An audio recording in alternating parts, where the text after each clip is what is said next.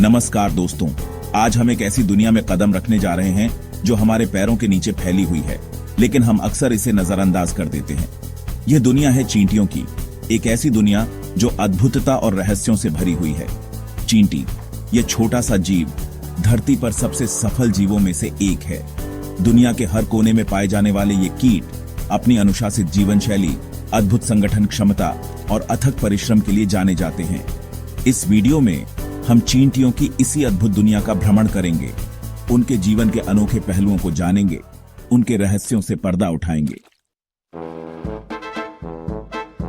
यह एक दिलचस्प सवाल है और इसका जवाब इस बात पर निर्भर करता है कि हम किस चींटी की बात कर रहे हैं। आप देखिए, चींटियों की दुनिया में हर किसी का जीवन काल एक समान नहीं होता। रानी चींटी, जो कॉलोनी की जननी होती है, सबसे लंबा जीवन जीती है। कुछ प्रजातियों की रानी चींटियां तो 15 से 30 साल तक जीवित रह सकती हैं। यह एक असाधारण जीवन काल है, खासकर एक कीट के लिए। मजदूर चींटियां जो कॉलोनी के लिए भोजन ढूंढती हैं, घोंसले की सफाई करती हैं और बच्चों की देखभाल करती हैं, उनका जीवन काल रानी चींटी से कम होता है। ये मेहनती चींटियां कुछ महीनों से लेकर 1 से 3 साल तक जीवित रह सकती हैं। और फिर आते हैं नर चींटियां, जिनका जीवन काल सबसे छोटा होता है। इनका एकमात्र उद्देश्य रानी चींटी के साथ प्रजनन करना होता है और यह काम पूरा होते ही इनका जीवन भी समाप्त हो जाता है। चींटियों की दुनिया विविधता से भरपूर है। दुनिया भर में वैज्ञानिकों ने चींटियों की 12,000 से अधिक प्रजातियों की पहचान की है, लेकिन यह तो बस शुरुआत है। ऐसा अनुमान है कि धरती पर चींटियों की 20,000 से अधिक प्रजातियां मौजूद हो सकती हैं, जिनमें से कई अभी भी खोजे जाने की प्रतीक्षा कर रही हैं। हर प्रजाति की अपनी खासियत होती है, अपना अनोखा रंग रूप, अपना खास भोजन और अपना अलग अंदाज।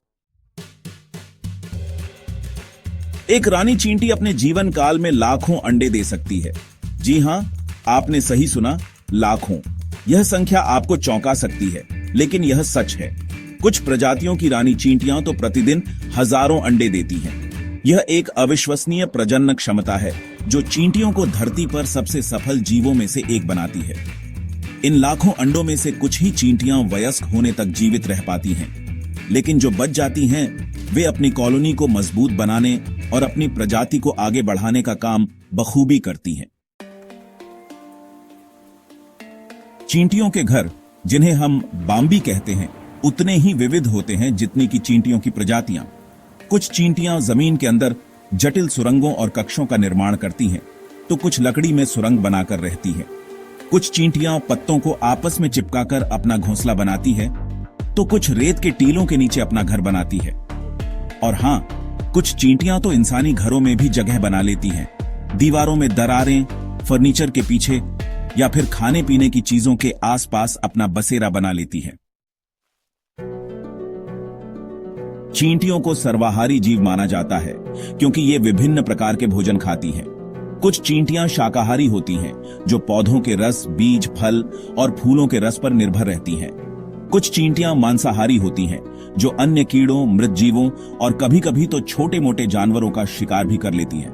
और कुछ चींटियां तो ऐसी भी होती हैं जिन्हें मीठा बहुत पसंद होता है। ये चींटियां चीनी, गुड़, शहद और अन्य मीठे पदार्थों की तलाश में इधर-उधर भटकती रहती हैं। हर चींटी के 6 पैर होते हैं। ये पैर मजबूत और लचीले होते हैं, जो चींटी को तेज गति से दौड़ने, चढ़ने और यहां तक कि तैरने में भी मदद करते हैं। अपने पैरों की मदद से चींटी अपने वजन से कई गुना भारी चीजें भी उठाकर ले जा सकती है। अगली बार जब आप किसी चींटी को चलते हुए देखें, तो उसके पैरों पर गौर कीजिएगा। आपको उनकी बनावट और कार्यप्रणाली देखकर हैरानी होगी। चींटियों की आंखें भी उनके शरीर का एक आश्चर्यजनक हिस्सा हैं। हर चींटी के सिर पर 2 बड़ी उभरी हुई आंखें होती हैं, जिन्हें यौगिक आंखें कहा जाता है। ये यौगिक आंखें सैकड़ों छोटी-छोटी लेंसों से बनी होती हैं, जो चींटी को एक साथ कई दिशाओं में देखने की क्षमता देती है।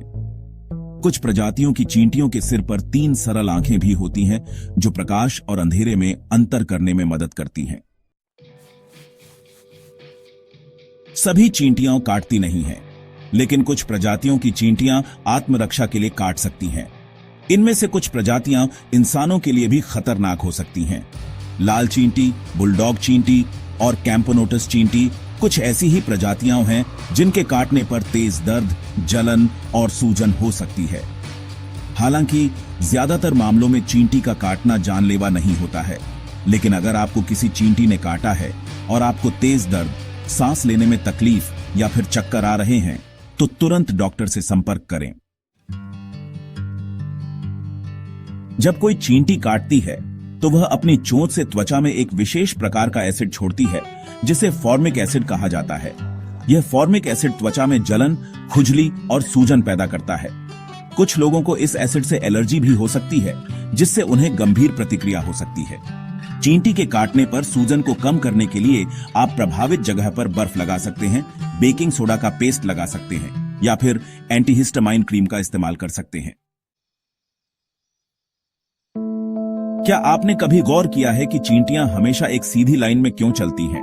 ये कोई संयोग नहीं है, बल्कि उनके अद्भुत संचार कौशल का नतीजा है। जब कोई चींटी भोजन का स्रोत ढूंढ लेती है तो वह वापस अपने घोंसले तक आते समय एक विशेष प्रकार का रसायन छोड़ती है जिसे फेरोमोन कहा जाता है। अन्य चींटियां इस फेरोमोन की गंध को पहचान लेती हैं और उसी लाइन में चलते हुए भोजन तक पहुंच जाती है। यह फेरोमोन ट्रेल चींटियों को एक दूसरे से संवाद करने और एक साथ काम करने में मदद करता है। दोस्तों, चींटियों की दुनिया वाकई अद्भुत है। ये छोटे छोटे जीव हमें सामूहिकता, अनुशासन और परिश्रम का महत्व सिखाते हैं। इनकी जीवन शैली, कार्यप्रणाली और सामाजिक संरचना अन्य कीटों की तुलना में बेहद उन्नत होती है। चींटियों की दुनिया हमें यह याद दिलाती है कि एकता में ही शक्ति होती है और अगर हम मिलकर काम करें